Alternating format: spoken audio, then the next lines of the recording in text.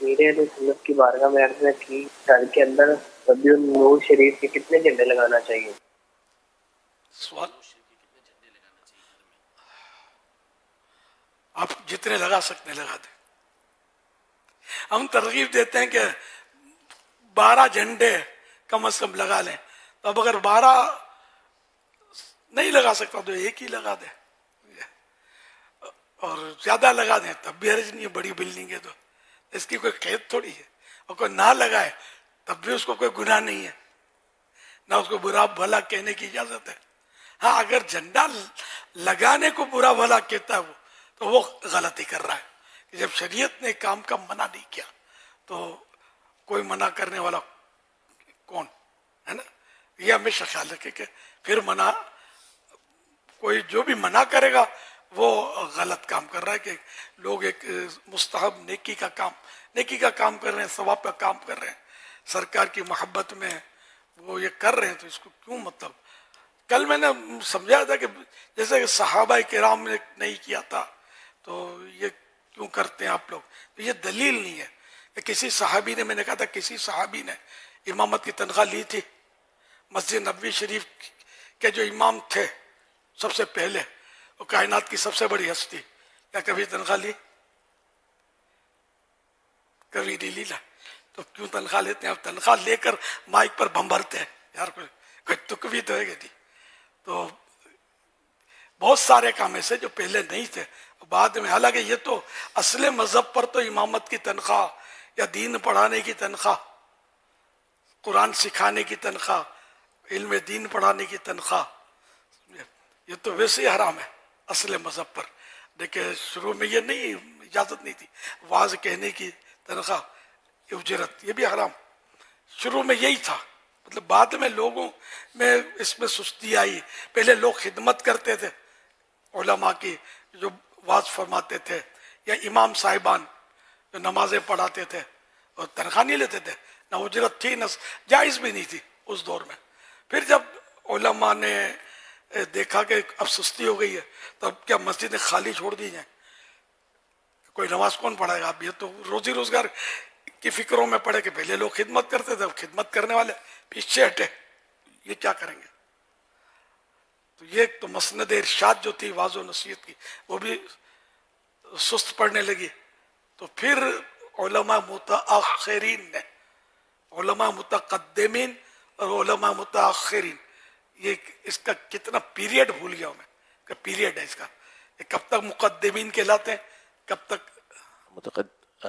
اس میں علماء کی الگ الگ آراء ہیں. بعض نے 300 سال کی حد مقرر کی, بعض نے 400 سال کی. حدیث کے اعتبار سے الگ ہے, فقہ کے اعتبار سے الگ.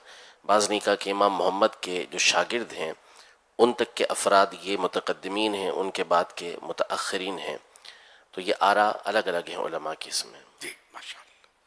تو اس طرح متاخرین نے مطلب اس کی اجازت دی اس علت پر, مگر انہوں نے بھی قرآن و حدیث سے گنجائش دیکھ کر اس کا فتویٰ دیا. تو اب یہ کہ جو کام صحابہ کرام میں نہیں تھا مگر معاملہ رقم کا ہے, سب میٹھا میٹھا پپ سمجھے, وہ رقم ملتی تھی یا رقم خرچ ہوتی ہے. اور خیر میرا خیال آپ سمجھ گئے ہوں گے کہ مطلب یہ کہ جب تک شریعت منع نہیں کرتی, مسلمان ایک کام کرتے ہیں, نیک کام ہے, بسمان ہے. ہم 12 دن یہ جو جشن ولادت تو منا رہے ہیں, کتنا سیکھنے کو ملتا ہے, کتنا واعظ و نصیحت, کتنے لوگ نمازی بن جاتے ہوں گے, کتنے سنتوں کے پابند بن جاتے ہوں گے, کتنے گناہوں سے توبہ کر دیتے ہوں گے. تو کیوں منع کرتے ہیں؟ نیکی سے منع کرنا یہ ولید بن مغیرہ کا کام ہے. یہ قرآن کریم میں ولید بن مغیرہ کی اس میں یہ نازل ہوئی آیتیں, اس میں یہ بھی ہے مناع للخیر, بلائی سے بڑا روکنے والا, زیادہ روکنے والا بلائی سے. تو یہ اس کا کام تھا. تو اس لیے کوئی جھنڈا لگاتا ہے, محبت رسول میں چراغاں کرتا ہے, نیاز لوگوں کو بانٹتا ہے, کھلاتا ہے, تو اس کو برا کہنے کا جواز ہی نہیں ہے. یہ جواز ہی نہیں کہ اس دور میں تھا اس دور میں نہیں ہے وغیرہ. یہ بالکل دلیل بنتی نہیں، جیسا بھی میں نے آپ کو مثال دی. اب جامعات المدینہ ہم نے بنائے ہیں، دیگر مدارس بنتے ہیں، کوئی مدرسہ ان دنوں کہاں تھا، درس نظامی کہاں تھا. بہت ساری مثالیں مل سکتی ہیں. اذان سے پہلے درود شریف اب کہتے کہ نہیں پڑھا تھا، تو بھائی اذان میں مائک کس نے استعمال کیا تھا؟ تو مائک بھی روک دیا جائے. لینتھر کی مسجدیں، یہ کنکریٹ کی مسجدیں اور یہ سب کہاں تھیں؟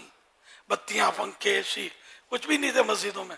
اب تو بہت کچھ لگ گیا ہے، کیا منع کر دیا جائے گا کہ پہلے نہیں تھا اس لیے کچھ بھی نہیں؟ تو یہ لوجک درست نہیں ہے. شریعت نے یہ اصول یہی ہے، شریعت نے جس کام کو منع نہیں کیا وہ جائز ہے. پھر مسلمان جس کام کو اچھا سمجھ کر کریں اور شریعت نے منع نہ کیا ہو، اور اس اچھا کرنے والوں میں علماء صلحاء شامل ہیں، تو یہ مستحب کا درجہ اس عمل کو ملتا ہے. تو یہ جو جشن ولادت کوئی گنوار یا کوئی چرسی بنگڑی نہیں مناتے، یہ علماء منا رہے ہیں، مشائخ منا رہے ہیں، اللہ کے نیک بندے صالحین عاشقان رسول منا رہے ہیں، جن کا چہرہ دیکھ کر ایمان تازہ ہو جائے اور اللہ یاد آ جائے. ایسی ایسے ہستیاں جشن ولادت مناتی چلی آ رہی ہیں. تو یہ مستحب کے درجے کو کیوں نہیں پہنچے گا؟ ہاں، اگر کوئی اس میں غلط کام شامل ہے تو اس کو غلط کہا جائے گا. جیسے کہ شادی، سب بولتے ہیں سنت ہے بھی، سنت کے فرض بھی ہے شادی. فرض اس میں بھی صورتیں، فرض بھی ہے، واجب بھی ہے شادی کرنا، سنت بھی ہے، حرام بھی ہے. ہاں، شادی کرنا حرام بھی ہے. یہ سب اقسام ہیں، بزرگوں نے لکھی ہے، بالکل وہ ہے ایسا. اب میں یہ ہر بات بولوں گا تو سوشل میڈیا کا دور ہے، یہ پھر الگ ڈبہ باندھیں گے.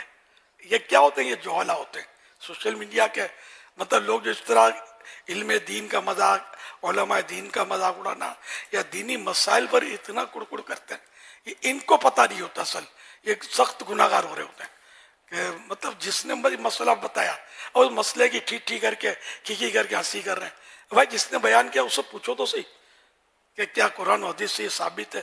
وہ نہ دے دلیل اور وہ بولے کہ بھائی میں نے اپنی طرف سے مسئلہ بیان کیا ہے، قرآن و حدیث میں نہیں ہے، تب اس سے بات کی جائے گی کہ اس نے غلط کیا. لیکن اب شروع ہو جاتے ہیں بس. تو اس لیے میں مناسب نہیں سمجھتا اس کی اقسام اور اس کی وجوہات اس پہ بیان کروں اسکرین پہ.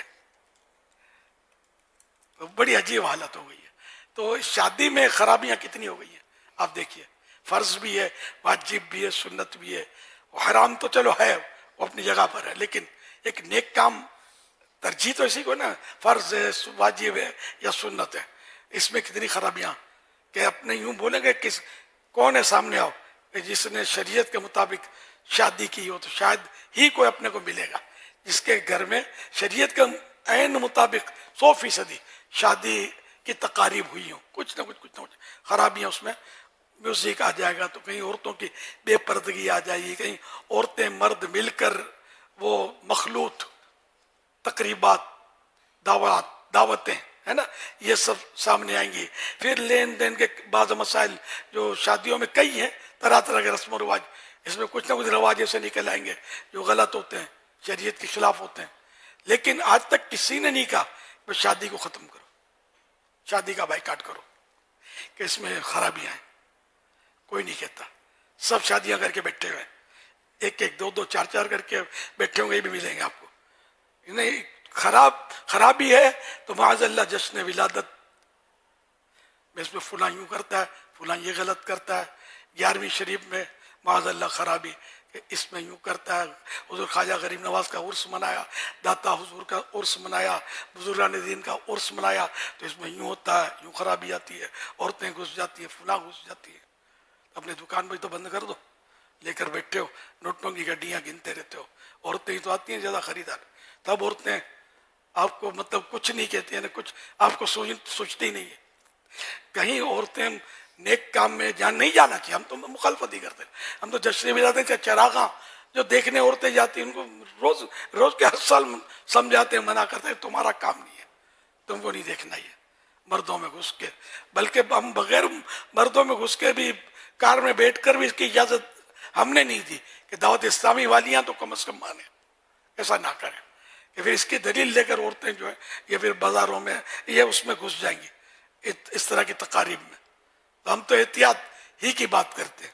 اس دنیا کو پتہ ہے کہ میں منع ہی کرتا ہوں عورتوں کو جشن ولادت منانے کی اور چراغم. تو یہ جلوس میں آ جاتی ہیں عورتیں، ڈھیر ساری آ جاتی ہیں.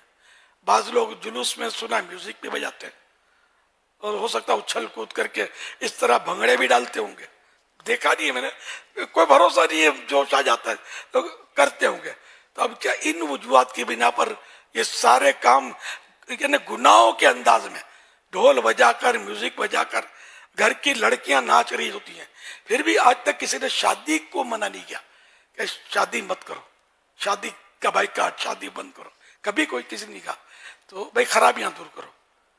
خرابیاں دور کرنے کا بھی جتنا ہم لوگ بولتے ہیں دعوت اسلامی والے، شاید ہی کوئی بولتا ہو اتنا خلاف اس کے شادی کے غلط رسومات کے. تو اسی طرح جشن ولادت ہی کیوں مطلب ہے کہ اس میں یہ خرابی آ گئی بند کرو، وہ خرابی آ گئی بند کرو. یہ نہیں.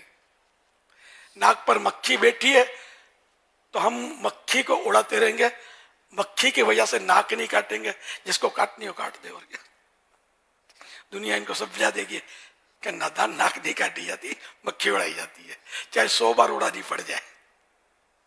صلو علی الحبیب صلی اللہ علی محمد.